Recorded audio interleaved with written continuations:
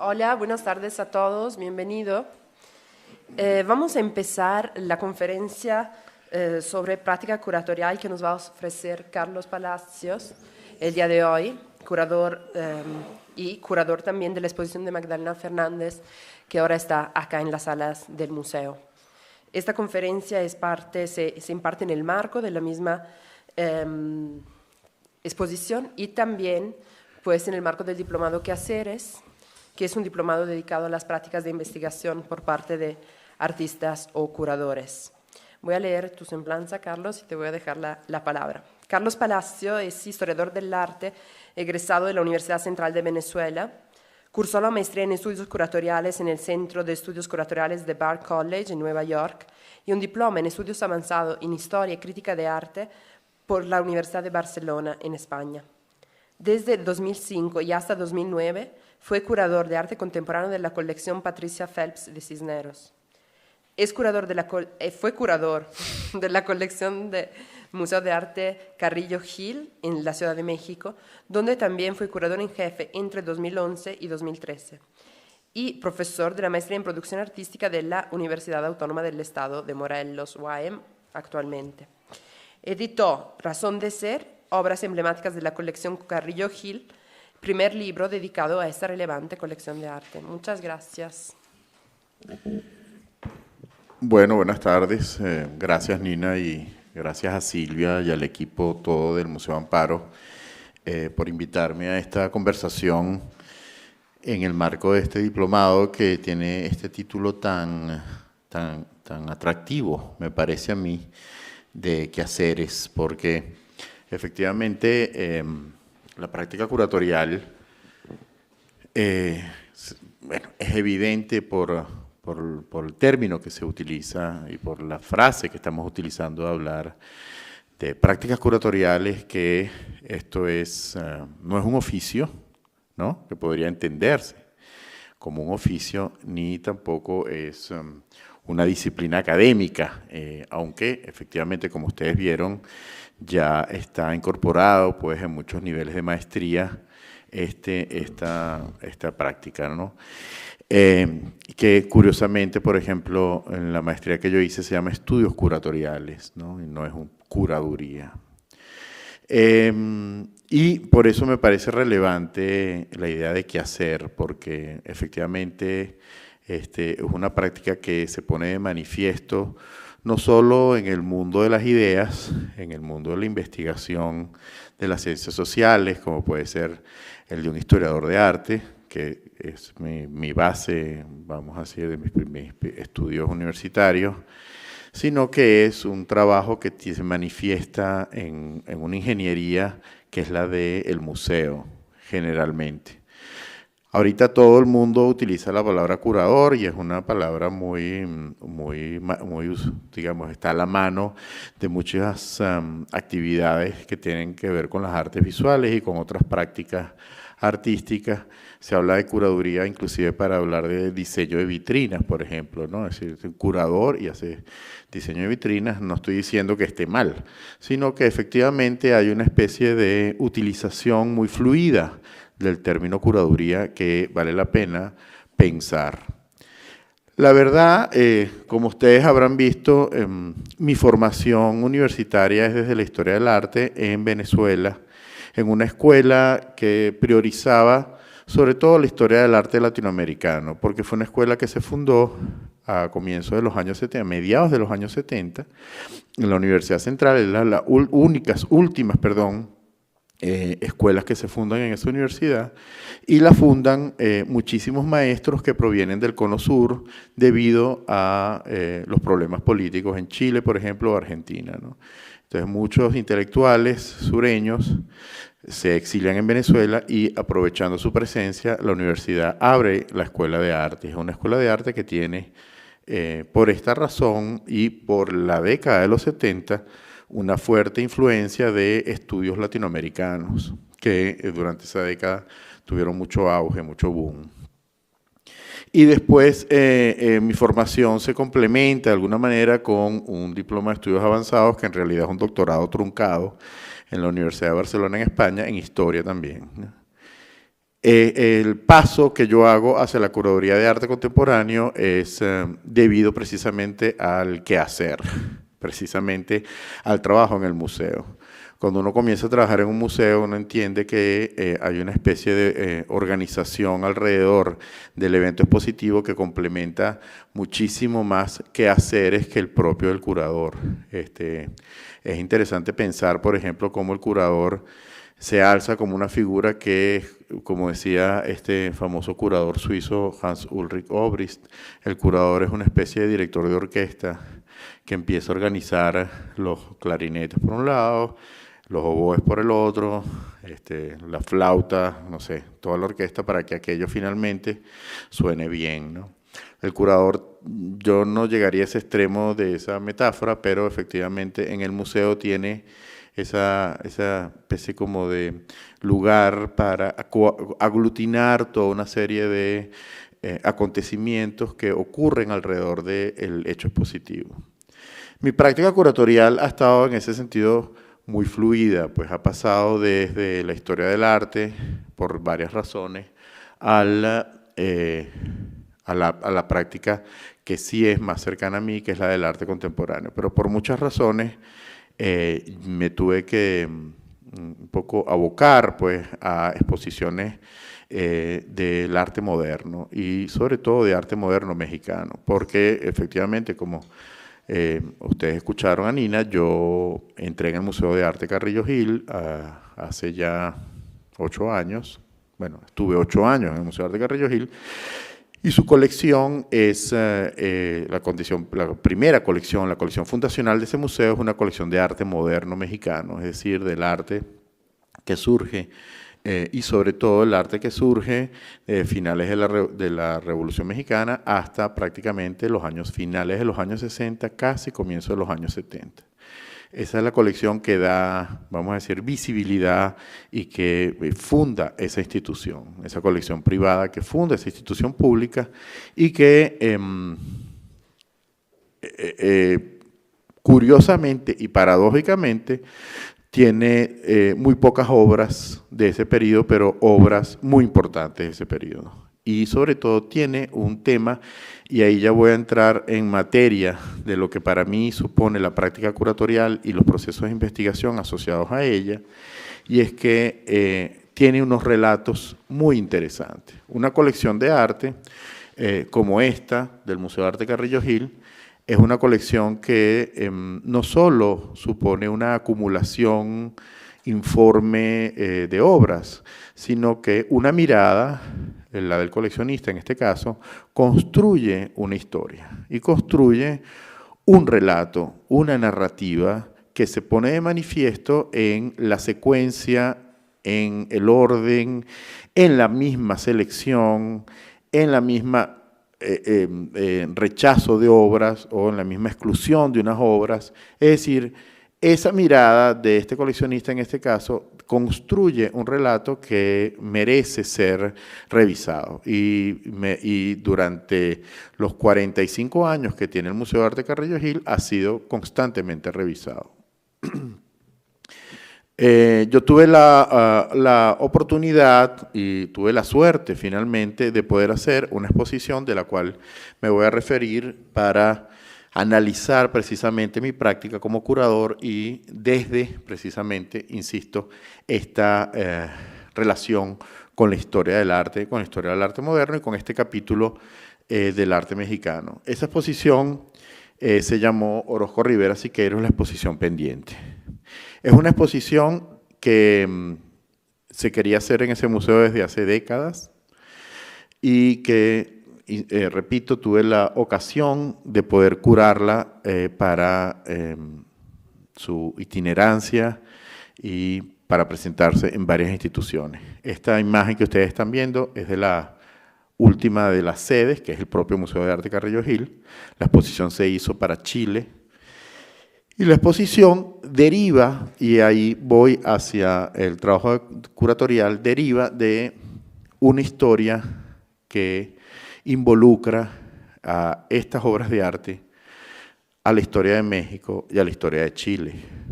Y sobre todo se puede entender también cómo una reflexión sobre cómo las instituciones del arte, le hace los museos o las instituciones políticas, están incidiendo directamente sobre la lectura que podemos hacer de una obra de arte.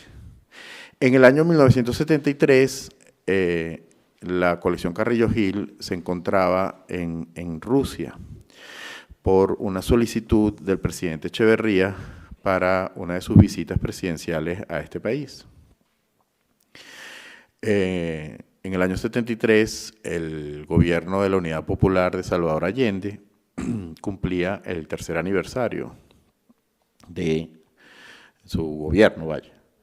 3 años desde que toma el poder Allende, verdaderamente complicados para Chile. Un país sometido a rigores económicos extremos debido a ciertos bloqueos a las empresas y a las industrias que pertenecían a los Estados Unidos. Un país sometido a una verdadera crisis institucional, por tanto, con muchísimas carencias de productos básicos, de servicios básicos. En fin, unos años terribles para tratar de hacer un gobierno socialista en el Chile de los primeros años de los años 70. Sin embargo, el gobierno de Echeverría, es muy cercano a Allende. Muy cercano a Allende con ciertas suspicacias de parte de la historia posterior. Sin embargo, establecen una relación, el presidente Allende viene a México, el presidente Echeverría va a Chile, y el presidente Echeverría decide organizar en septiembre de 1973 unas jornadas culturales mexicanas para apoyar esta celebración del gobierno del tercer año del gobierno de la Unidad Popular, el partido que aglutinaba a varios movimientos y partidos de izquierda en el Chile de los 70. Y la colección se les pide a los Carrillo Gil, la colección viaja a Chile y se instala, el comisario va a ser Fernando Gamboa, que ustedes saben es este funcionario histórico de los museos en México, y instala toda la exposición. Les voy a hacer el cuento corto porque si no nos podemos quedar aquí horas escuchando esto, pero instala la colección en el Museo Nacional de Bellas Artes de Santiago, 169 obras de la colección, que es poco más de la mitad de la colección de arte moderno de Carrillo Gil, y la exposición iba a inaugurar el 13 de septiembre de 1973. El 11 de septiembre, en la mañana, la Comisión Mexicana tiene una junta en el Palacio de la Moneda, pero no puede salir del hotel, y son testigos presenciales del asalto al Palacio de la Moneda, donde fallece el presidente Allende, donde comienza el golpe de Estado de Pinochet. La comisión queda en el Hotel Carrera, no pueden salir. Los edificios públicos están siendo sometidos a ataque de la metralla militar. El Museo Nacional de Bellas Artes es ametrallado. En fin, una crisis enorme. Y Gamboa, evidentemente, está preocupado por el destino de las 169 obras que el Estado mexicano está en negociaciones para comprar, para formar el museo. Tenía pocos meses, en el año 72, estaba comprando esta colección. Bueno, este capítulo termina con, evidentemente, una crisis política gigantesca. México es el primer país de Latinoamérica, quizás del mundo, ahorita no recuerdo, en condenar el golpe de Estado a Salvador Allende, el golpe de Estado de Pinochet, y es el país que le da asilo a la viuda de Allende y sus hijas. Es un país que le abre las puertas a muchísimos exiliados, y en ese momento, justo días después, comienzan los aviones de Mexicana Aviación a traer a los exiliados chilenos. Y por supuesto la colección Carrillo Gil está en esa exposición a oscuras. Lo único que faltaba era poner las cédulas a los cuadros, estaba totalmente instalada, en suspensión, ¿no? Hasta que, bueno, finalmente una ingeniería diplomática logra, pues, repatriar las 27 cajas que el mismo Fernando Gamboa y un vigilante del museo llenan con las 169 obras. Y eso, decirlo ahora, pareciera así como, bueno, nada, metes las obras en las cajas, pero si sabemos cómo es los sistemas de registro internacionales de obras de arte, es de una complejidad enorme, y la verdad es meritorio como estas dos personas hacen ese esfuerzo en la noche, en una noche, ¿no? De bajar esa cantidad de cuadros que no son precisamente muy livianos. Bueno, finalmente llegan las obras y se inaugura el museo en el 74. Las obras quedan durante un tiempo en el Museo de Arte Moderno y no regresan al Museo Carrillo Gil hasta unos cuantos años después. Entonces, bueno, esa historia había que contarla. Esa historia era un capítulo interesante de la colección. Se han hecho muchas lecturas de la colección. Una hicimos aquí en el Museo Amparo hace 3 o 4 años. Pero digamos, esta exposición tenía un relato interesante que había que contar. Cómo una exposición queda lista para inaugurar y nunca se abre. Cómo todas estas situaciones conllevan a que unas obras de arte pueden estar en peligro y se salvan. Es la tercera vez que se salvaban, por cierto, ya habían tenido 2 ocasiones de estos asuntos, ¿no? Pero bueno, la exposición se organiza y evidentemente ahí entra un trabajo de curador que no solo era la reconstrucción de la lista de obras, porque la lista de obras ya la teníamos gracias a un pequeño catálogo que se editó, sino básicamente pensar cómo contar el relato de la experiencia chilena de la exposición, cómo presentar esta historia, no solo a un nivel documental, desde un lugar del documento, desde la reconstrucción de esa historia en un plano documental, sino también como una experiencia para el espectador. La exposición estuvo viajando muchas veces, yo me decidí por traerles el montaje final, el último montaje que se ha hecho de la exposición, que fue en el Museo Carrillo Gil. Esta es la rampa del Museo Carrillo Gil. Y la verdad, para esta ocasión tuvimos la suerte de, voy a ver si pasó esta imagen aquí, ok. Tuvimos la suerte de contar con 7 fotografías, que son las únicas fotografías que se tomaron del Museo Nacional de Bellas Artes de Santiago en septiembre de 1973, justo días después del asalto al Palacio de la Moneda, y que evidentemente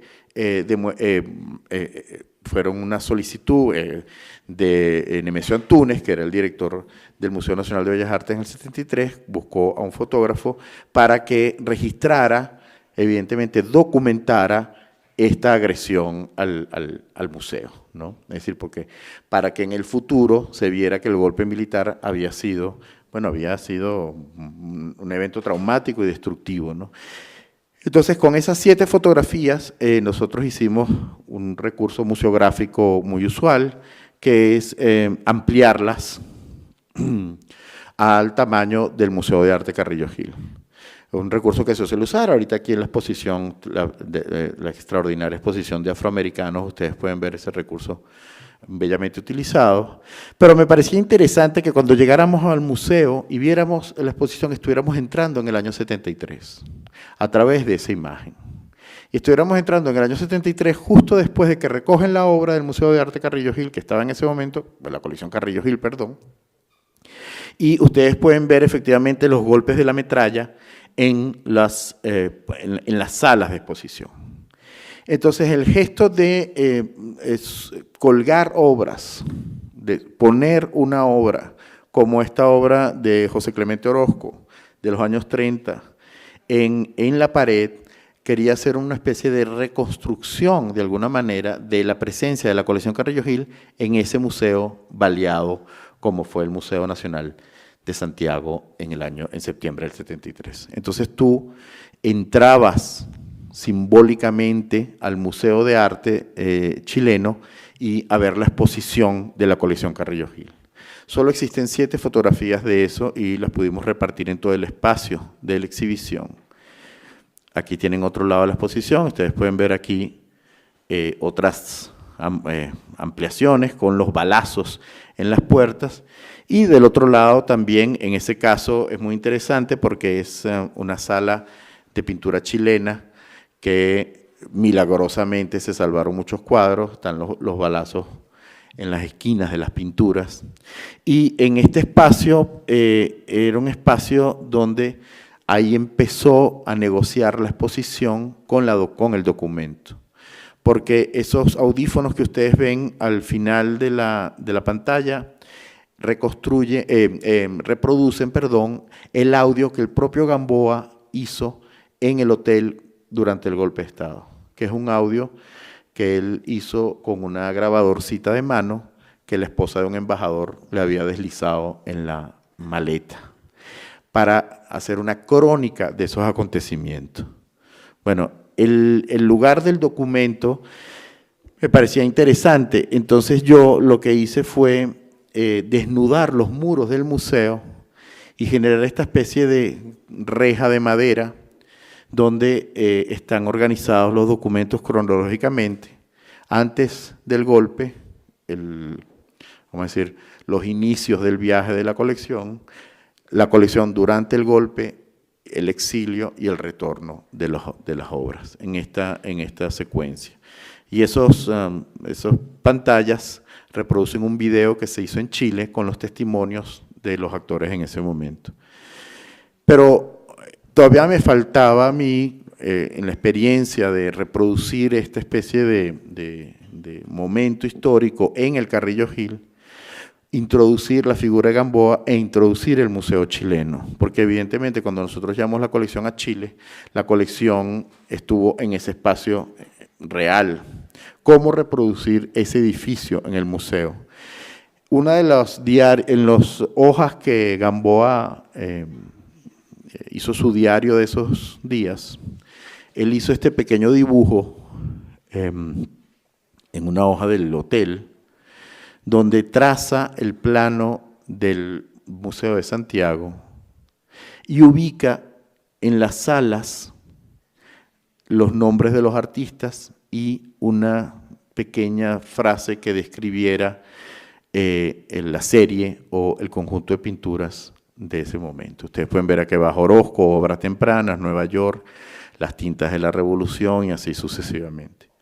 Se iban a hacer otras 2 exposiciones que no se hicieron, que es esta donde dice Corredor Superior Libros, que era una exposición de libros mexicanos, y abajo en el gran patio del museo, unas artesanías mexicanas que no se llegaron a instalar por el golpe.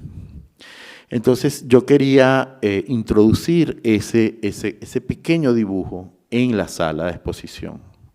Y lo que hicimos fue trasladar ese gráfico, adaptarlo de alguna manera al piso de la sala 2 del Museo de Arte Carrillo Gil.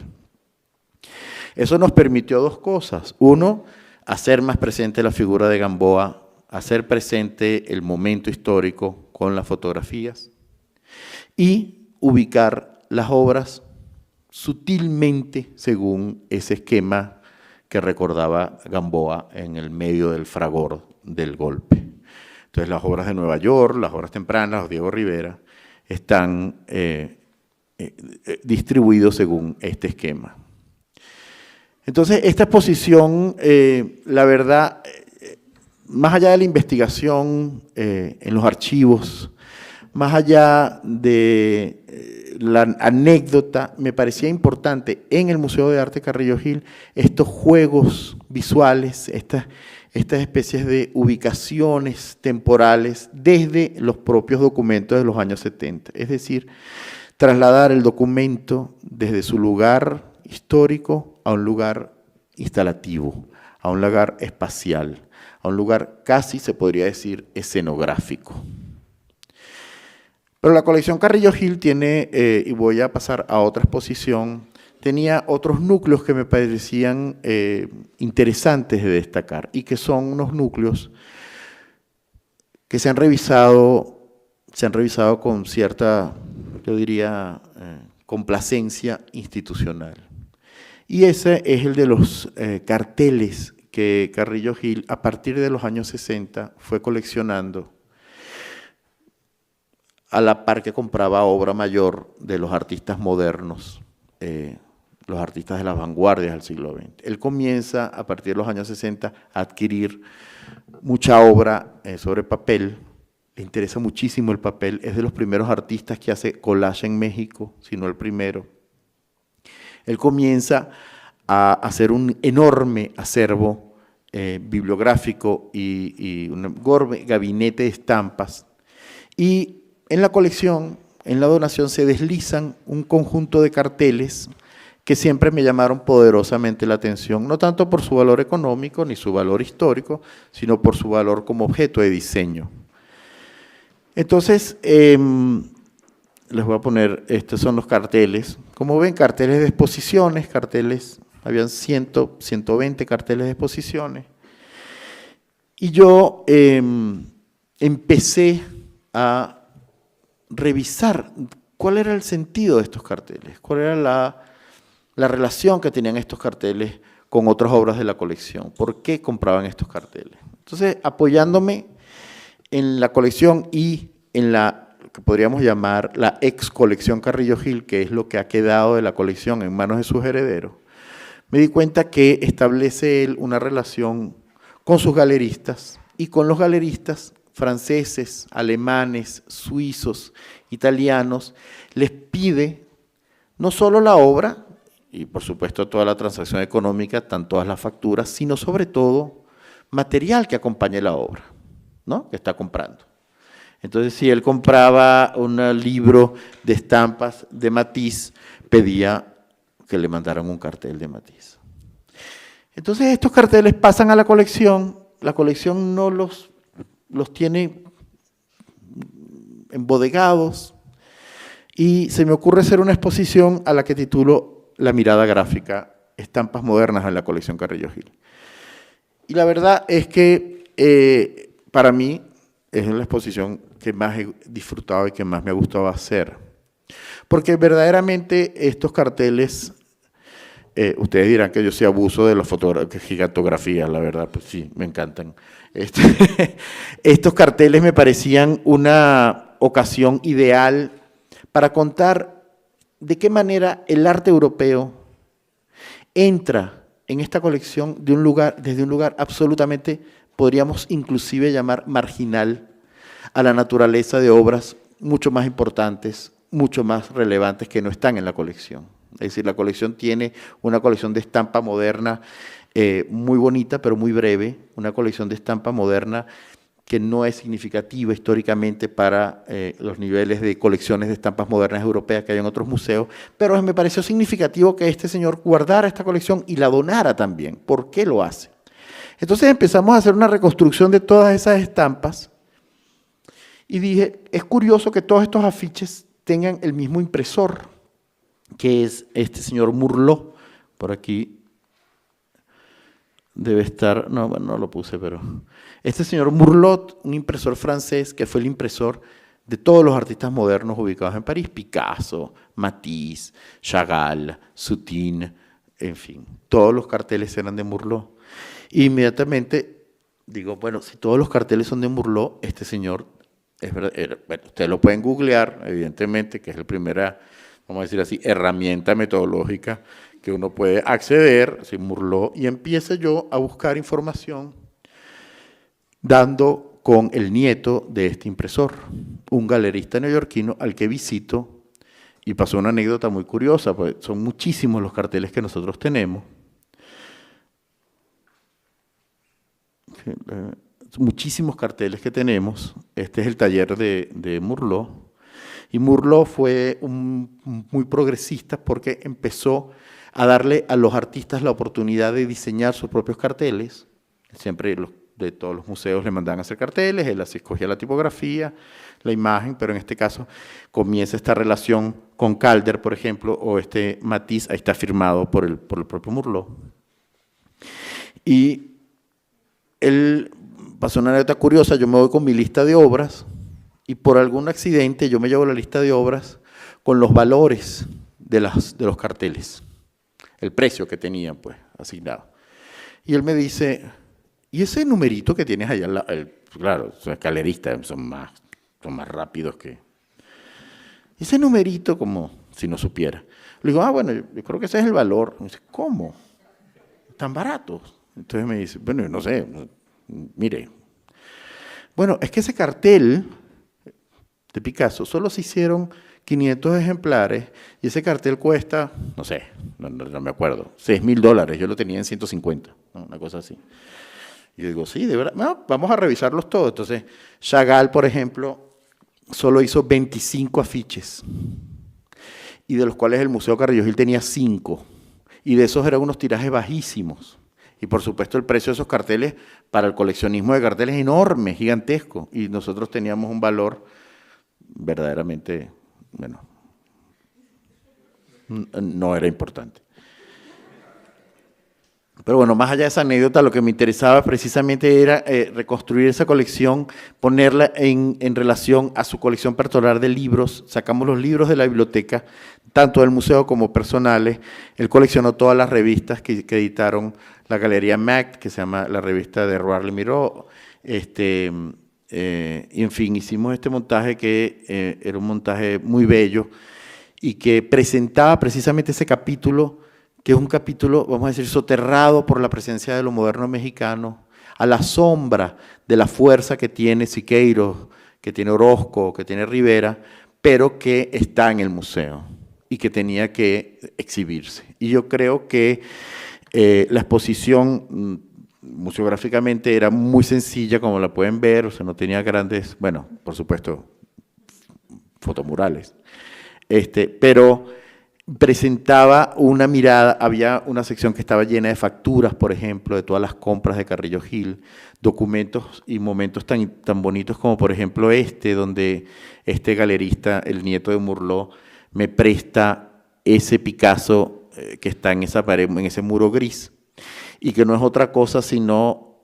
el reverso de un afiche que está al lado, donde Picasso le tacha la tipografía y dice, la tipografía la hago yo. Y en el reverso dibuja, pinta él la información, y yo lo pongo pues en contraste con el afiche final, un poco para darse cuenta precisamente cómo se modeló ese diseño moderno en los artistas franceses gracias a este impresor y litógrafo Murló.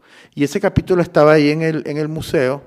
No se hablaba de los carteles de Murló, no se hablaba de la presencia de la revista de Rier Le Miroir, de la relación de Carrillo Gil con los MECT, de la relación con este señor.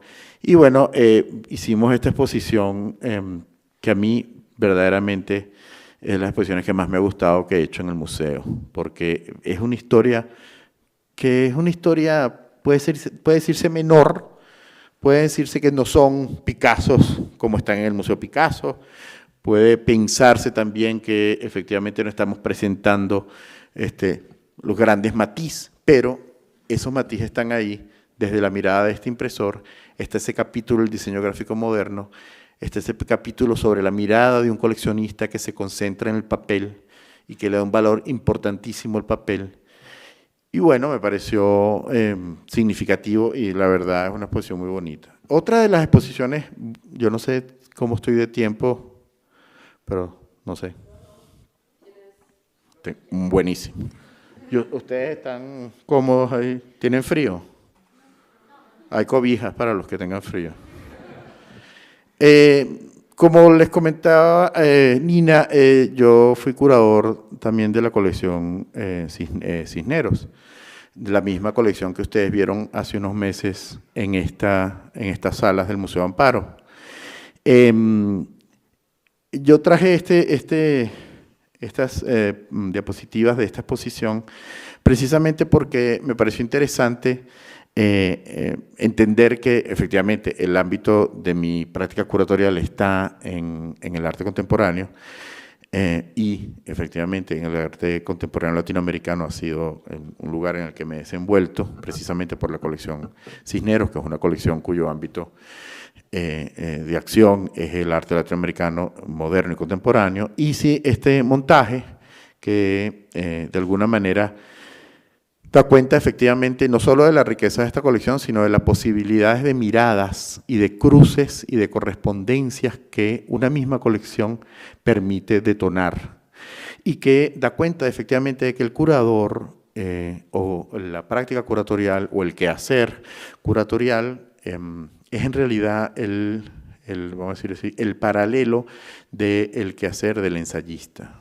Es decir, una colección, estos relatos, estos argumentos, que son las obras de arte y que están llenos y cargados de muchos sentidos, adquieren historias novedosas y puntos de vista, absolutamente, hipótesis, podemos decir, de salida muy variados. Una misma colección, como esta colección, permite lecturas y permite relaciones de obras que efectivamente enriquecen no solo el objeto artístico, sino la mirada que podamos tener sobre las producciones culturales como las que están aquí. Esta exposición se llamó Geografías Invisibles y pusimos el prefijo in entre paréntesis para hablar efectivamente de esa convención, esa ilusión más bien de entender el arte latinoamericano contemporáneo como un lugar de límites geográficos precisos. En este caso,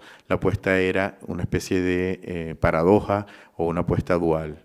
Latinoamérica efectivamente tiene límites precisos, pero el arte contemporáneo en Latinoamérica no. Tiene unas fronteras que son absolutamente invisibles. Entonces el arte contemporáneo no tiene esas sujeciones culturales, históricas, esas genealogías con el arte moderno como podemos pensar. Entonces la colección ha hecho un acervo de obras muy grande, pero me parecía interesante pensar, por ejemplo, formalmente la colección Cisneros, porque precisamente esos son aspectos que básicamente cuando se estudia el arte contemporáneo quedan un poco soterrados, esa idea de lo formal, de la fuerza de lo formal. Entonces, esta exposición se hizo en un centro cultural en República Dominicana que se llama el Centro León, en una ciudad que se llama Santiago de los Caballeros.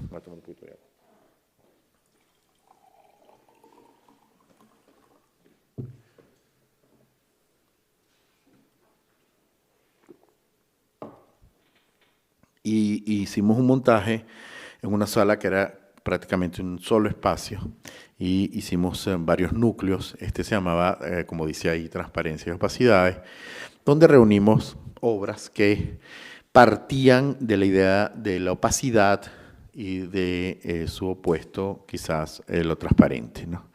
Aquí están obras de las brasileñas Leda Catunda, Fernanda Gómez y bellísima pieza de José Gabriel Fernández, o esta serie de pinturas y de fotografías que ustedes ven ahí, donde precisamente las últimas obras son de Magdalena Fernández, esos acrílicos que están allá al final.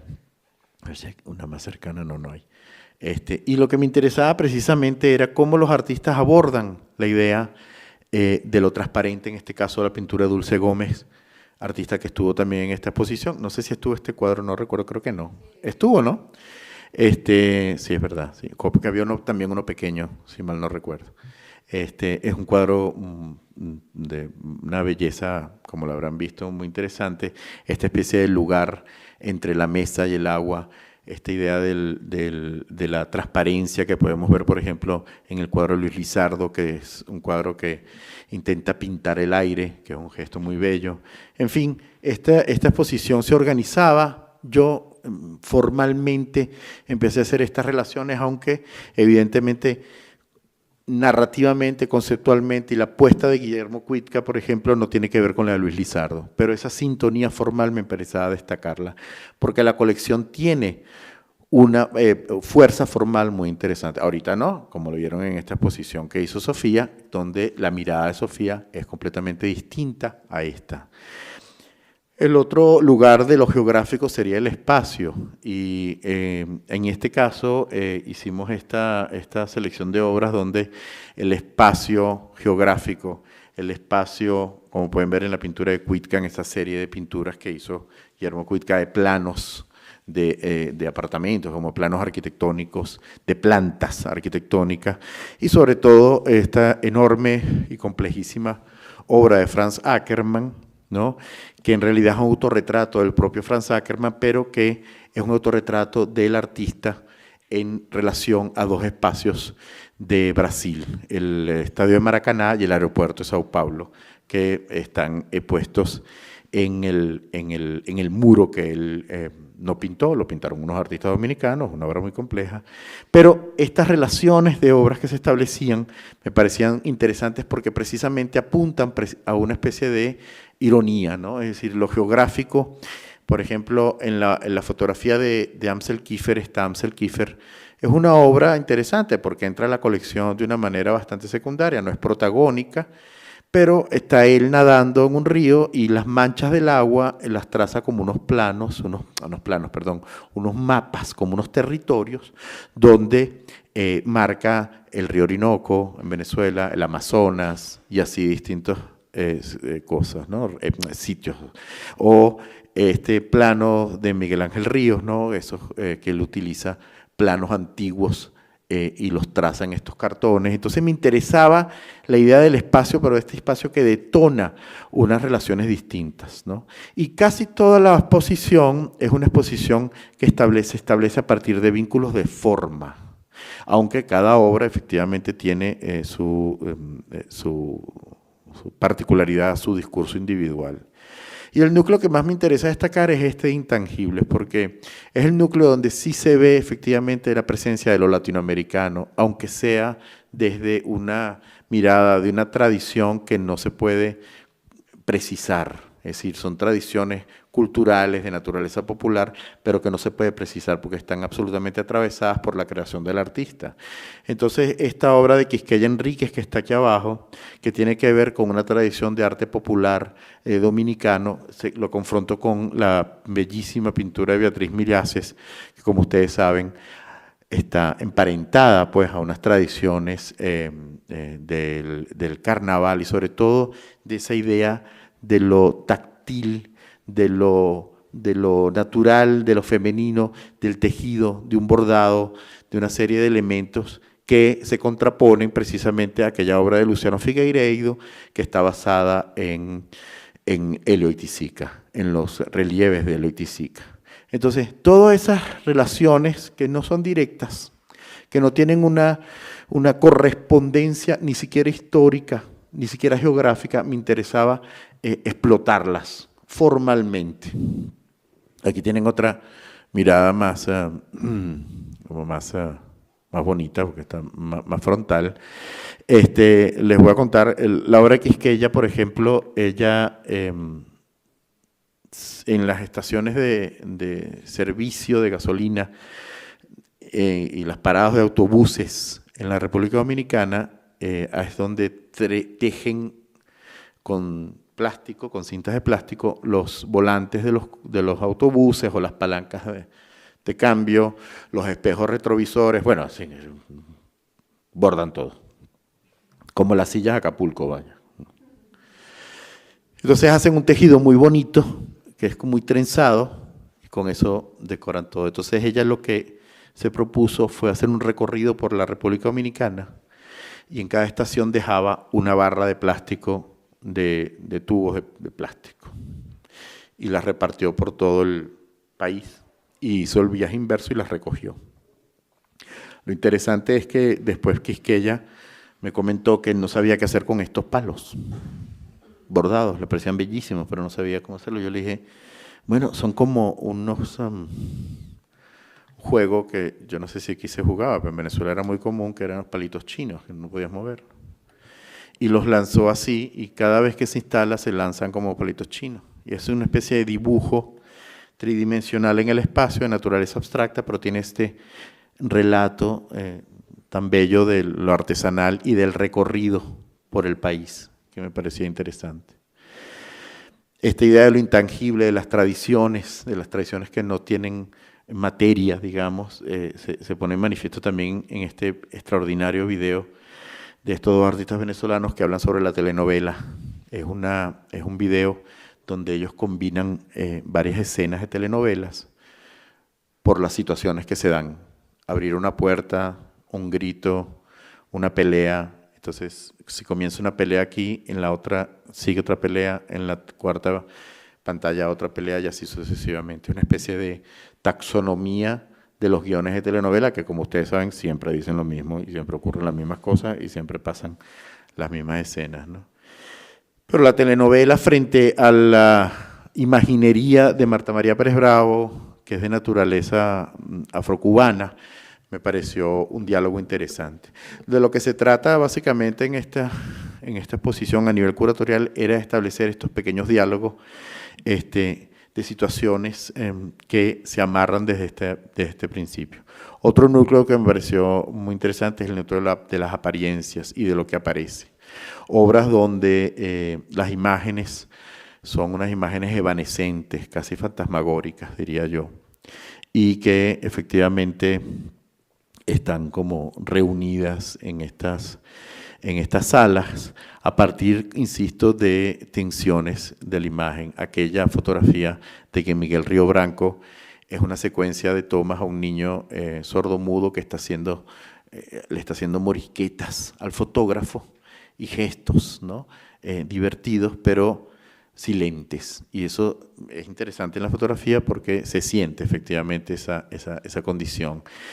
Frente, por ejemplo, a esta obra del artista conceptual venezolano Héctor Fuenmayor, que es un Cristo, que efectivamente lo hace con fotocopias, ¿no? Fotocopiándose los pies, los brazos él mismo, y que desaparece la imagen central y se convierte en este gesto de naturaleza pues, conceptual de desaparición.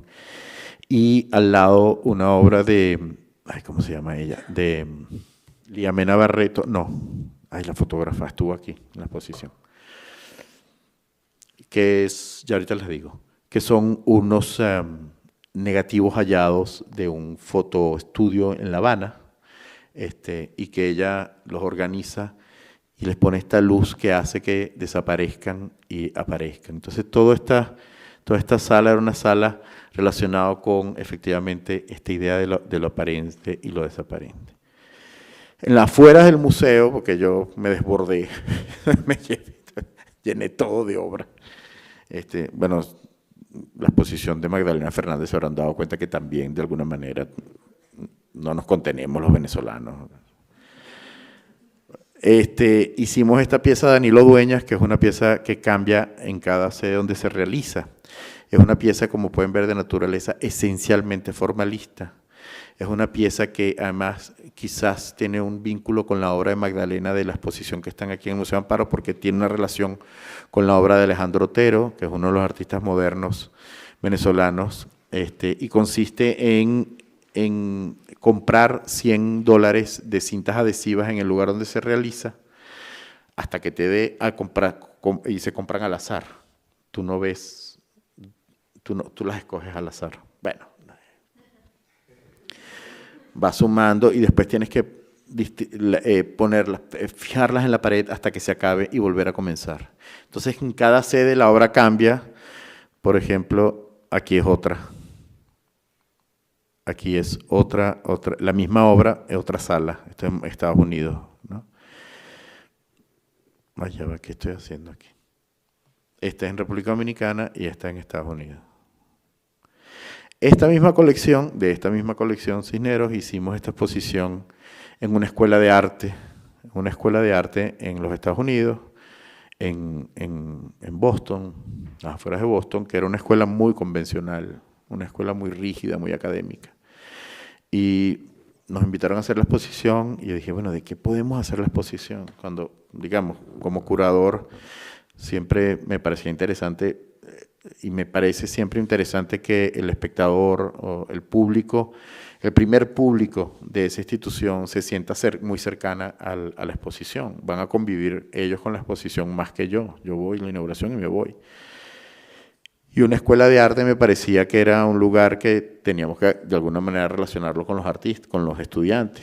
Y los estudiantes eran unos estudiantes que hacían dibujo al natural, una escuela de arte, bueno, yo no diría convencional, pero académica, finalmente, ¿no?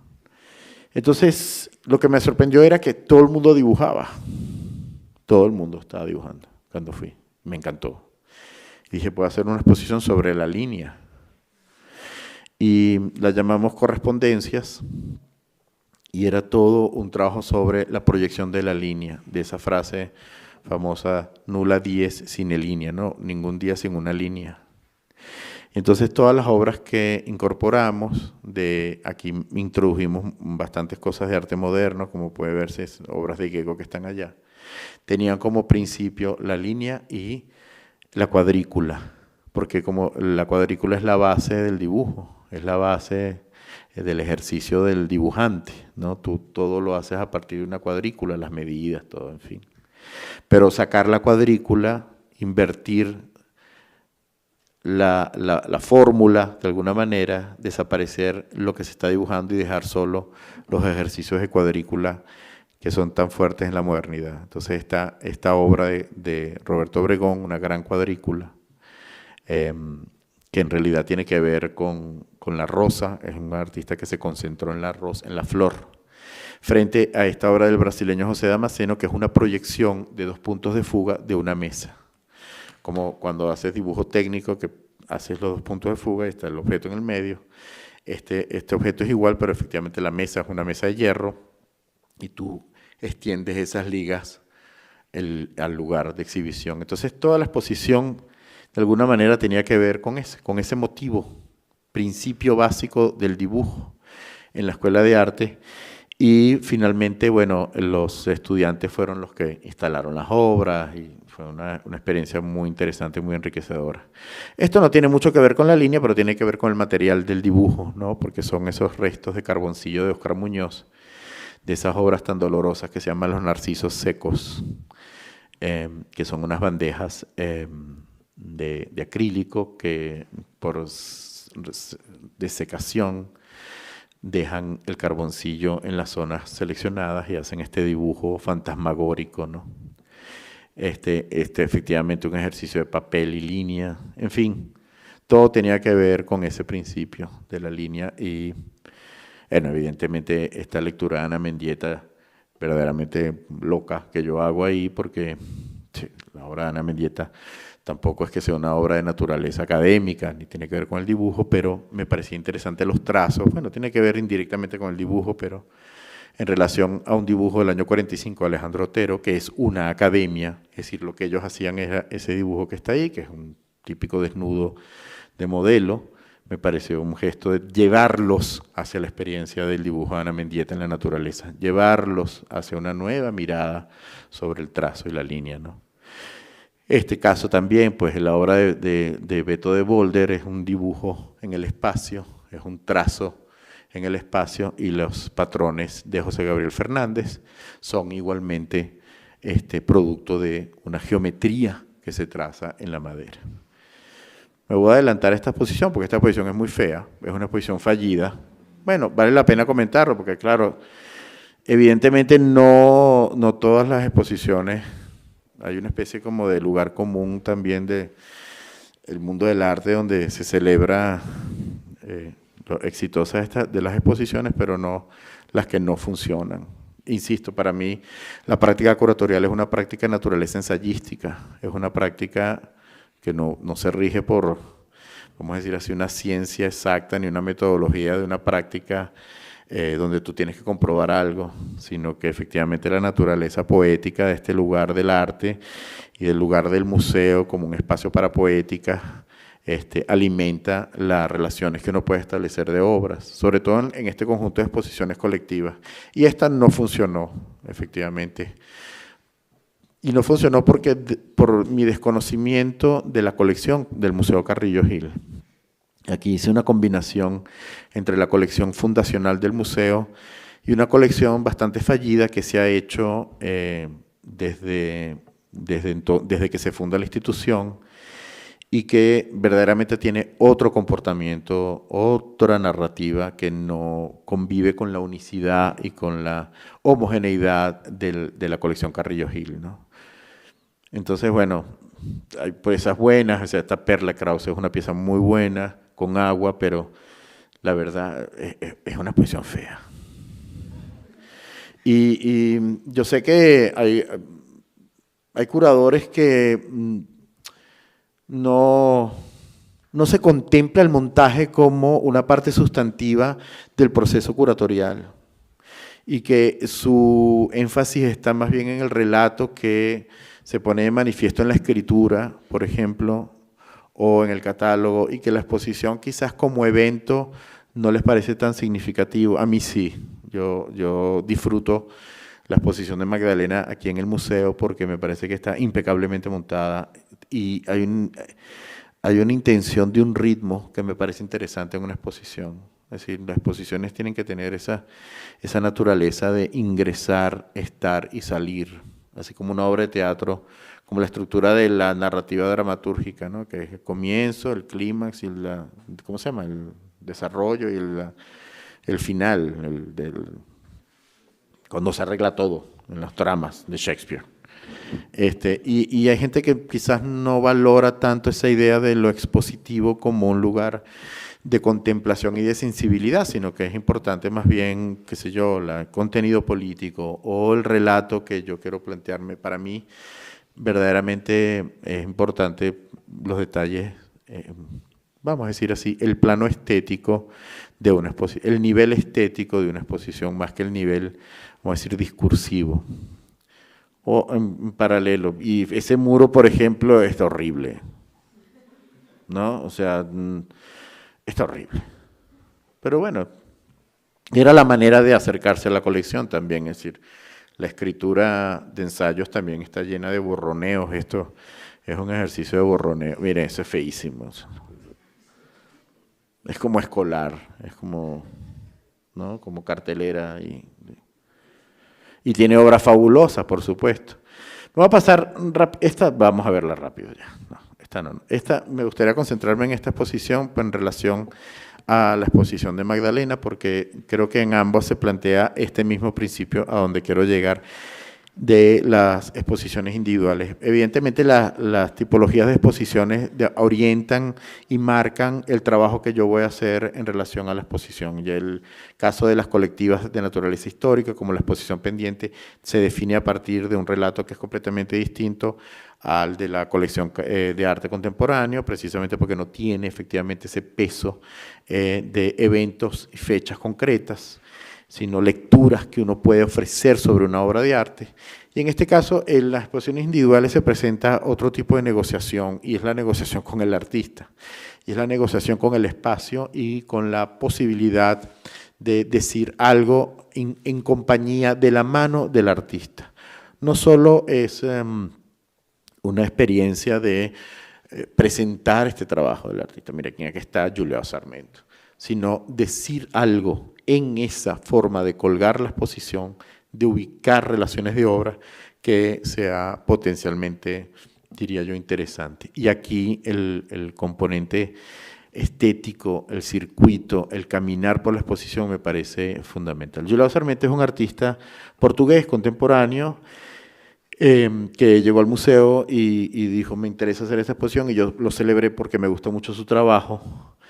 Y hicimos esta exposición individual a partir de un ejercicio muy interesante, y es que yo le dije, Juliao, nosotros tenemos el inconveniente de que no tenemos tanto dinero como los museos a los que tú sueles acudir, pero tenemos la posibilidad de trabajar con colecciones que sean de este país, de este país, de este país, de este país, de este país, pero de otros no, porque nos sale muy caro. Es una decisión un poco loca que marca también, es decir, la curaduría tampoco es un ejercicio de máxima libertad. La curaduría en un museo está sujeta a unas limitaciones, como cualquier actividad, como cualquier quehacer, como se llama este diplomado, está limitada, y de esos límites uno tiene que tratar de ensancharlos lo más que pueda. Es decir, estos son los límites. Y él me dijo, no hay problema, te voy a mandar las obras que están en colecciones en estos sitios determinados, con la buena suerte de que era una carpeta gigantesca.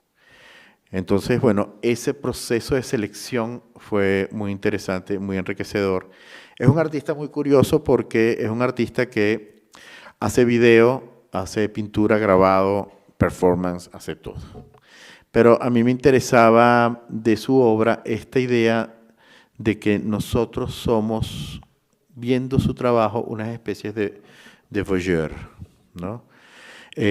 Sus temas son relacionados con la feminidad, con lo femenino, con una mirada, sí, voyeurística, se puede decir, de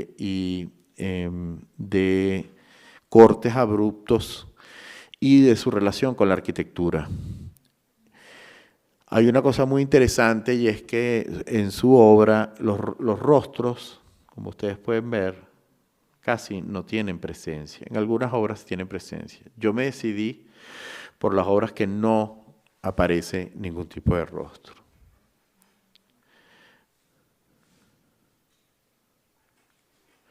Y esta exposición, por la naturaleza de ese trabajo, me parecía importante que despejáramos el espacio y lo lleváramos a convertirlo en un cubo blanco,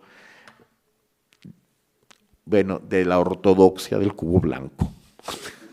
O sea, ustedes pueden ver, el piso gris liso, paredes blancas, techo blanco, focos blancos, todo blanco.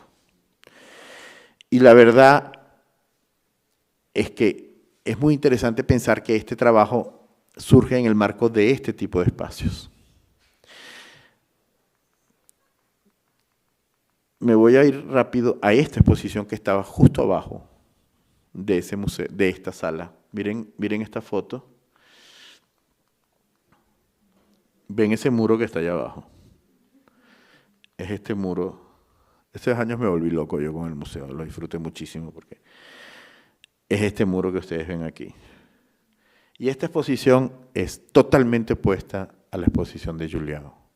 Entonces hay una especie de, a mí me parece interesante en estos ejercicios desde el arte contemporáneo, ahora que las exposiciones parten de la naturaleza, evidentemente, del trabajo del artista, pero también parten de una negociación, no solo con el espacio, sino con el espacio que yo les quiero dar, con ese relato que yo quiero ofrecer.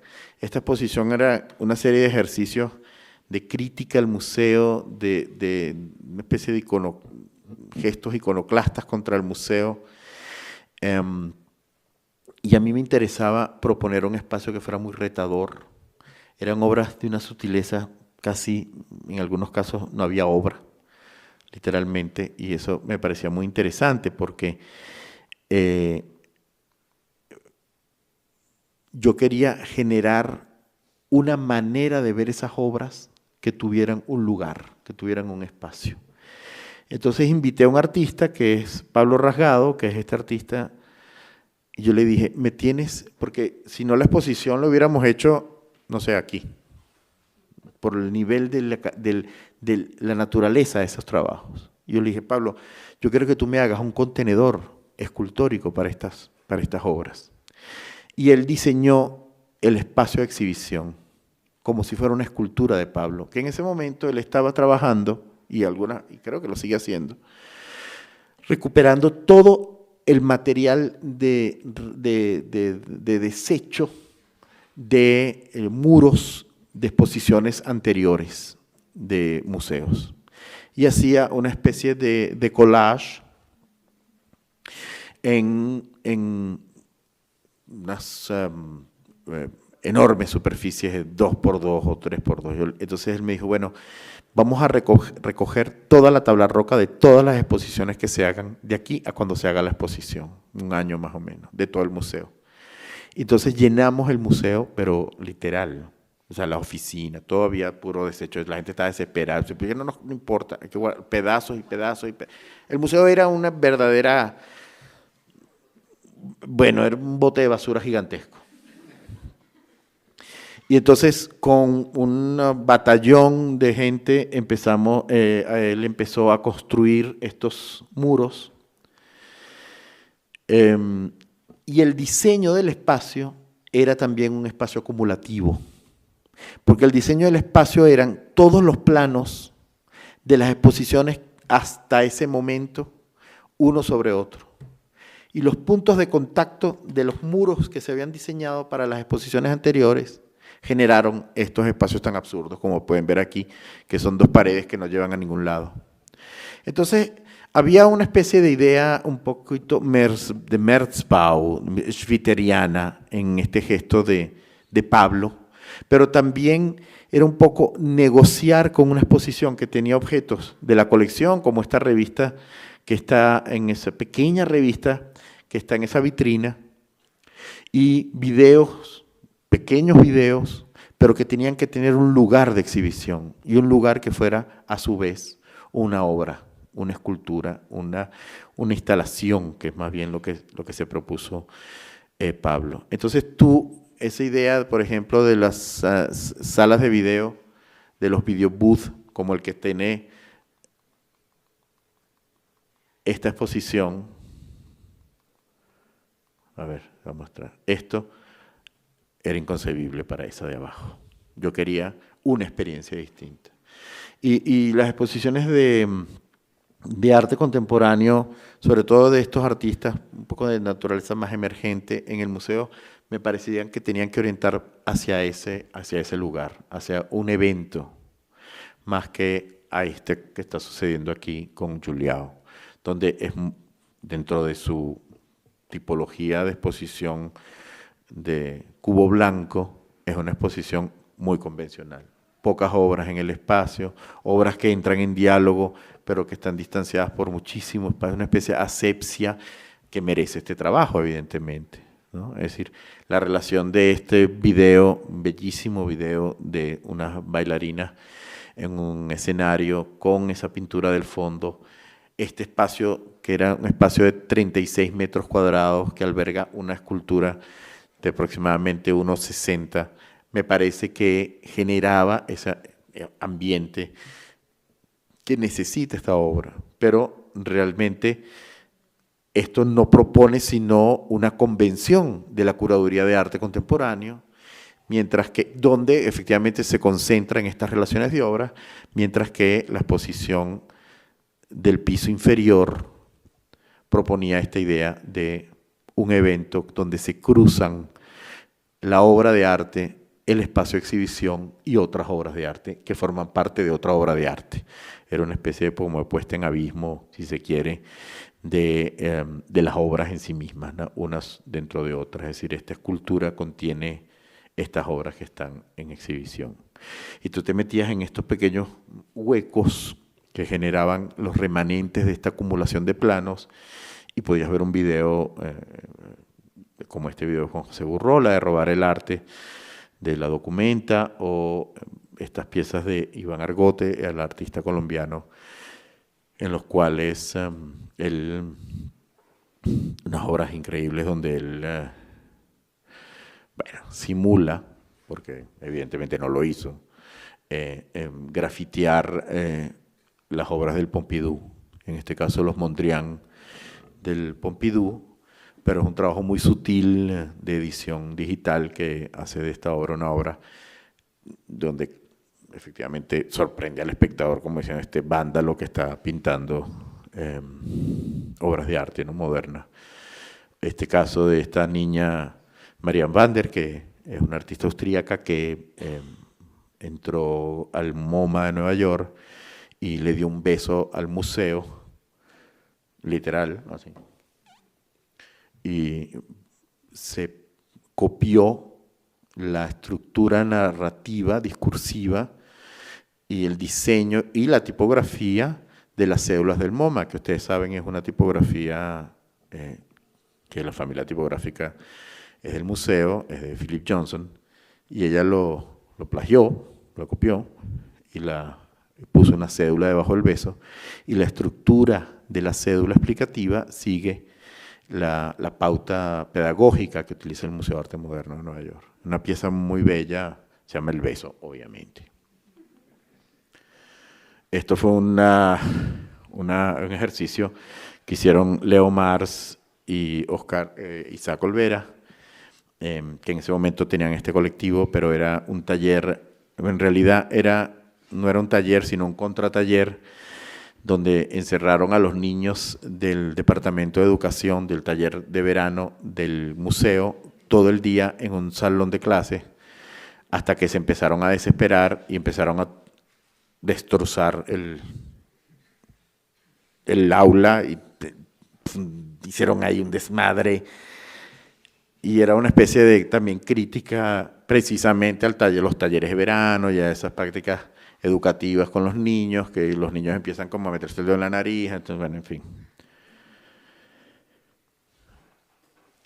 Y bueno, esto es parte de las exposiciones y de mi práctica o de mi quehacer como curador. Yo no sé si tenemos tiempo. Sí, bueno, perfecto. Para responder preguntas las que ustedes quieran y para ver otras imágenes. ¿Tú tienes micrófono? Toma, ven. Ah, mira ahí.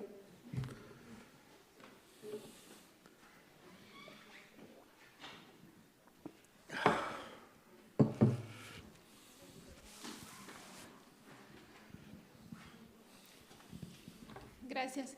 Muy buena tarde, público. Buenas tardes, curador. Mi pregunta sería la siguiente. ¿Qué se toma, en sí más en cuenta al escoger las obras, ¿no? En la selección de obras? La espontaneidad, la historia que nos cuenta, la técnica de elaboración, ¿qué se llama? La estética, la viabilidad comercial. ¿Qué es lo que más se toma en cuenta o es una combinación de todos? Y otra pregunta precisamente sería, ¿qué es lo que más interesa en una exposición? ¿La espontaneidad o la estética? Porque, por ejemplo, Pablo Rasgado para mí no es nada estético, ¿no? Nada estético, y tiene más estética la otra exposición que a usted no le pareció, que mencionaba que era de escolar, ¿no? Escolar. ¿Por qué? Porque precisamente a mí me pareció lo contrario, porque a pesar de que no es una secuencia, pero hay una historia que contar, a la de Pablo Rasgado, para mí puede ser algo que está pues mal hecho, ¿no? Uh-huh. Bueno, es cosa de interpretación, de percepción, uh-huh. Pero ¿qué es lo que más importa a la hora de escoger todas estas variables? La técnica, la espontaneidad, la habilidad económica, ¿qué es lo que más se toma en cuenta a la hora de elegir las obras? Gracias. Sí, no, muy interesante tus dos preguntas relacionadas entre sí. En verdad, esto tiene que ver, es decir, el trabajo del curador. ¿Cómo puedo comenzar esta pregunta? Porque es interesante. Yo siento que hay una especie de convención que apunta hacia la idea del curador como una persona que selecciona, ¿no? Selecciona obras para una exposición, selecciona documentos para una exposición, selecciona proyectos para un espacio público, selecciona artistas para hacer una exposición, así como que supondría que el curador es en realidad un seleccionador. Y la verdad es que yo siento que cada vez menos eso está planteándose como la columna vertebral del trabajo curatorial. Yo siento que lo que resulta más interesante es entender que cuando se hace una selección se está valorando las obras que estás incorporando, en muchos casos desde principios críticos, desde juicios de valor crítico. Supongamos, como tú bien dices, que te parece que esa exposición se llamó genérica, colección MACG, la que yo digo que es fea y tú te gustó. Supongamos que esa exposición yo seleccioné a partir de este principio de juicio de valor crítico. Sí, en buena medida sí, pero sobre todo ahí entra a formar parte del ejercicio de selección no solo principios estéticos o valores estéticos o prejuicios estéticos, sino una idea que estaba en el trasfondo de esa exposición, que era los géneros del arte presentes en la colección. Por eso digo que es una exposición que no me interesa porque me parece bastante tonta. En ese momento me pareció brillante y ahorita me parece una tontería. los géneros del arte en la colección. Entonces, claro, me interesaba que hubiera una vanitas como la que proyectó en isometría, no sé si podemos, déjame buscártela para que estemos hablando de la imagen.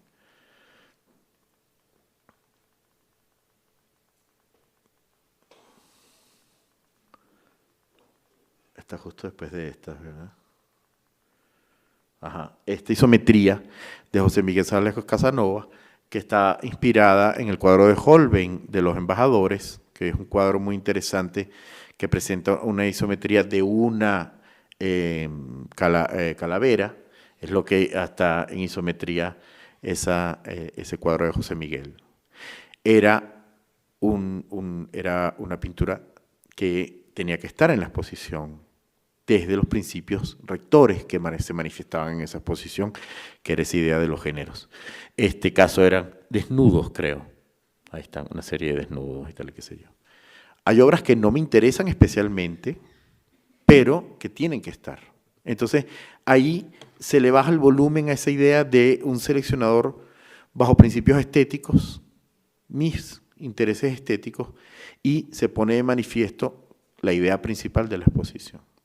Pero más allá de eso, también está otro nivel de curaduría que es interesante pensarlo desde lo que tú estás preguntando. Es que yo soy curador del Museo de Arte Carrillo Gil y de la colección del Museo de Arte Carrillo Gil que se hizo antes que yo.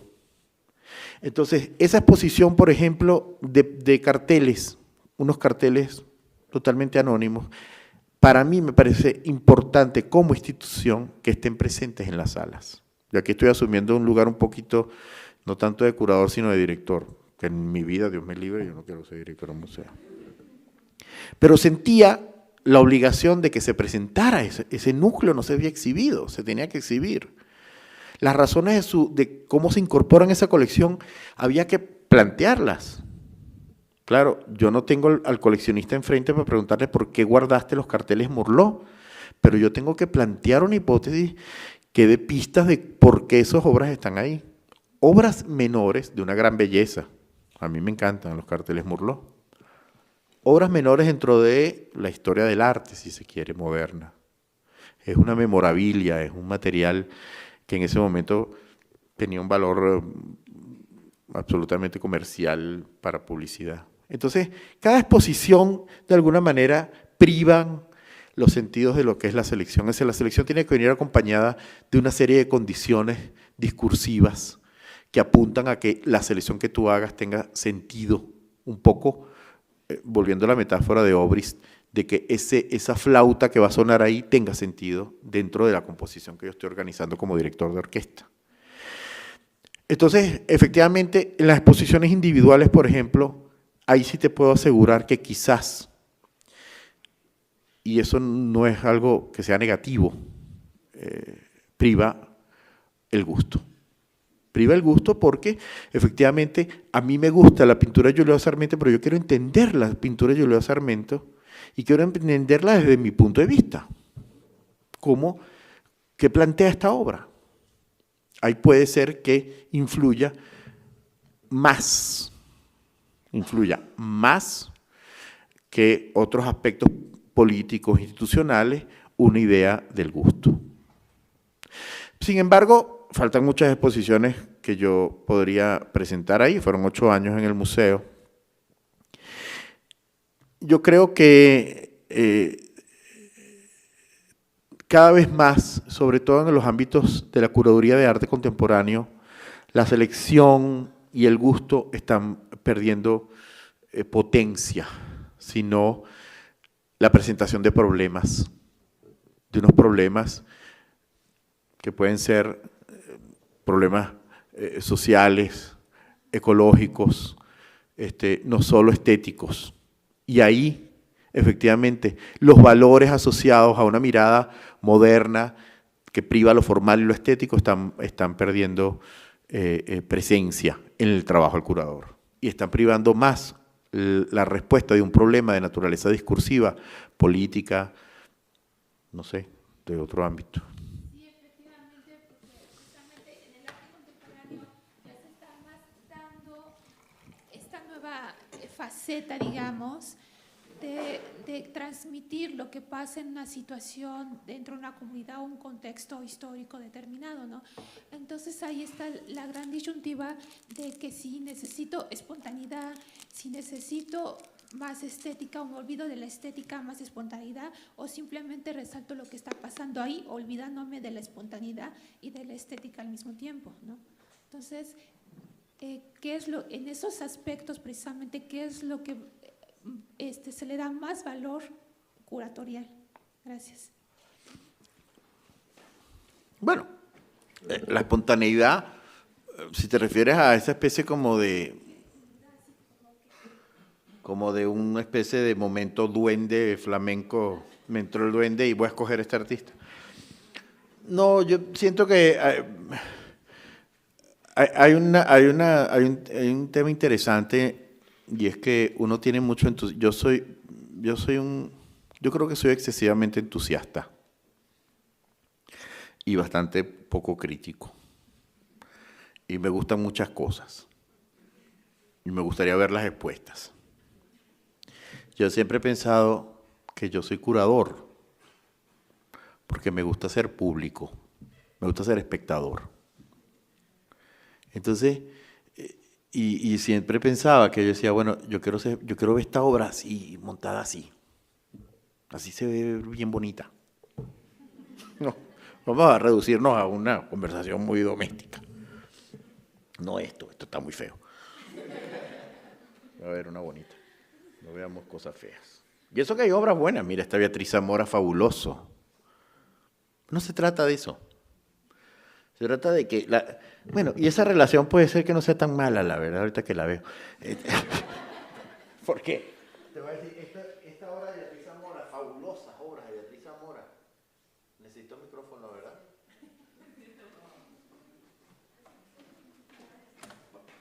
Aquí te va a responder lo que... De alguna manera, esta exposición sí fue un gesto espontáneo de mi parte. Yo acababa de llegar al Museo Carrillo Gil y había una especie de crisis, vamos a ver, programática, y había vacíos. Porque es que ser curador de un museo no es fácil.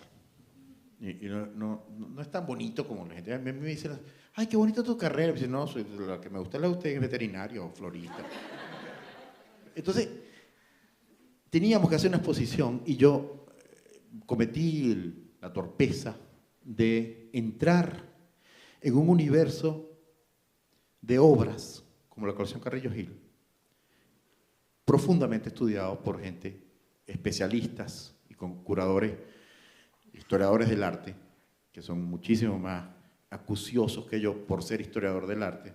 O sea que yo no, me gusta la historia, pero no soy específicamente un historiador del arte, menos del arte mexicano, menos del arte mexicano moderno, menos de los tres grandes.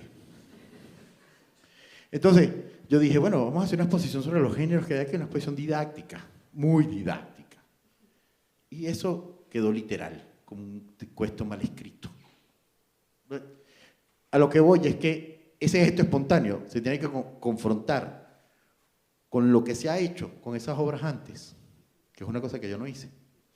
Y sobre todo, con la profundidad con la que esas relaciones se establezcan a nivel de proyección de la exposición.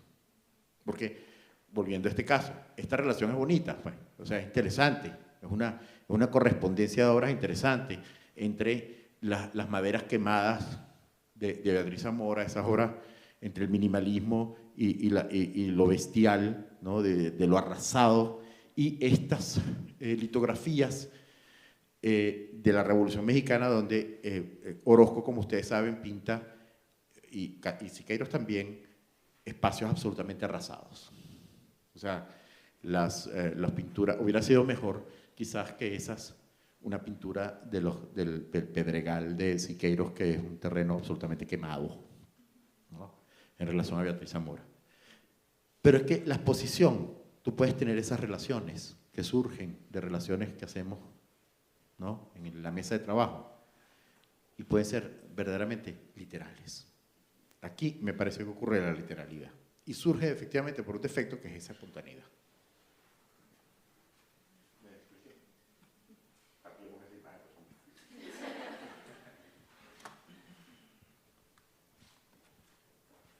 Oye, esto tiene un... No.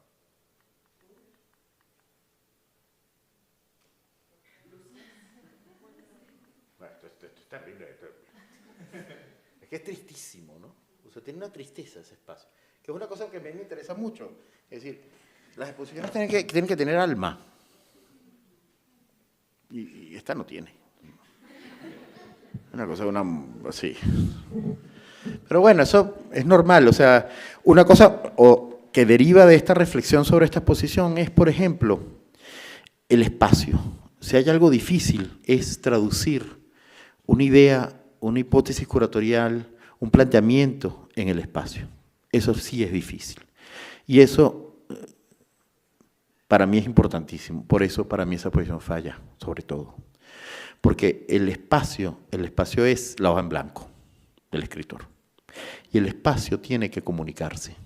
El espacio tiene que comunicar una sensación, tiene que comunicar una lógica entre la obra y su lugar de exhibición. Para mí, esos son principios básicos de una exposición. Porque sabes que el público que va a una exposición no está buscando, creo yo, sobre todo, que le esté un señor dando una cátedra de cómo sabe él de arte. Yo creo que eso es otro nivel de la institución, que es el nivel de mediación, que es el nivel de educación, que son una serie de soportes que tiene el museo para ese fin. Yo creo que el público que va a una exposición va buscando una experiencia de sensibilización. Y yo creo que la curaduría tiene que tener esa idea. Por eso esta exposición, fíjate que la exposición de Magdalena, yo conozco la obra de Magdalena. Bueno, desde antes de esa exposición, que fue in illo tempore, como dijeran los latinos, hace 30 años o más. Y para mí, yo siempre quise hacer una exposición de Magdalena Fernández y gracias al Museo Amparo la hizo porque para mí yo quería sentir la experiencia de lo que es estar en una obra de Magdalena Fernández. Entonces ahí vuelvo a la idea de que yo soy un curador que es un público bueno, porque yo quería hacer eso. Yo ponía una obra con una exposición colectiva, unas obras pequeñas, una escultura, un video, hacer toda una experiencia así. Y gracias a Dios este museo tiene este diseño maravilloso que permite estar en el arte. Y yo creo que eso es lo que se trata de una exposición. Es decir, yo creo que el público que va a una exposición está bien que se informe, está bien que sepa la historia de Chile del 73, está bien que sepa las anécdotas, pero sobre todo que esté en un lugar que lo motive y lo sensibilice. Yo creo que esa es la función del curador. La del historiador es la otra. La del educador en un museo, esa es la otra. Es decir, es muy antipático leer textos de sala donde no se entiende nada. Porque el curador quiere hacernos saber que es un hombre letradísimo. Eso es muy antipático. Yo a veces caeré en eso, alguna palabra que yo digo a veces, uy, esta palabra. También es dificilísimo, y aquí es uno de los grandes retos del museo y de la curaduría, es dificilísimo hablarle a todo el mundo. Hay muchos niveles de públicos, muchos. Estoy de acuerdo, no puedes partir de una escritura y de una complejidad de exhibición para un solo público, pero tampoco para ninguno, sino para el mismo curador o curadora. De eso se trata. ¿Algún caramelo? Bueno, yo tengo una pregunta sobre la exposición de Magdalena Fernández y es ¿por qué se decide exponer la obra que habla sobre Venezuela en esta exposición que podría de algún modo romper el ritmo que venimos llevando de todo lo que es el abstraccionismo geométrico y bueno, es diferente a todo lo que se viene viendo? ¿Por qué se decide y cuál es cómo se llega a esta decisión? Mira, es una muy buena pregunta y celebro que hayas mirado con agudeza la exposición de Magdalena. Esta obra efectivamente no estuvo en el montaje de la Ciudad de México, en el Museo Carrillo Gil. Esta obra, mientras estaba la exposición al Carrillo Gil, Magdalena quiso hacer una obra, o un intento de obra, hay que decirlo, donde ella verdaderamente se conectara con la realidad venezolana en este momento, que es dramática. Y eso era una deuda que tiene Magdalena Fernández, y su obra lo deja ver. Su obra, que está basada en la naturaleza, en la poética de lo inestable, en la poética, vamos a decir así, más sutil, de la sensibilidad abstracta, de la voluntad de la geometría por relacionarse con el mundo natural, no tiene un eco con una dimensión tan grave que está sucediendo en Venezuela, que es la dimensión social. Entonces ella sentía una especie de culpa, diría yo, como artista. Y decide hacer esta obra y me preguntó, hice esta obra a una velocidad, con una complejidad horrible, porque en Venezuela es que no hay nada, no se pasa nada. Y yo no sé, yo tengo muchas ganas de presentarla, pero yo le dije, no pega con la exposición, no casa con la exposición. La exposición se llama Ecos, la exposición habla de ecos, no solo por la idea de la naturaleza que se repite, sino con la idea de la historia, el canon geométrico que se pone de manifiesto, que tú repites, que hacemos con esta obra que tiene una dimensión poética pero política. Bueno, y nos los pensamos mucho. Yo dije, bueno, es cierto, no pega, pero es una necesidad. Y las necesidades, si yo tengo ganas de ir al baño, me tengo que ir al baño. Las necesidades no las puedes contener. Y si tú tienes esa necesidad de hacerlo, es el momento de hacerlo. Porque en el Museo Carrillo Gil teníamos mucho menos espacio que aquí, también, además. Aquí teníamos un poquito más de espacio. Yo estoy de acuerdo que es una obra excéntrica a la idea de la exposición. Excéntrica, digo, fuera de centro de la exposición. Sin embargo, siento que hay puede ser una acotación. Esa obra está ahí precisamente porque está en relación a la que está al lado.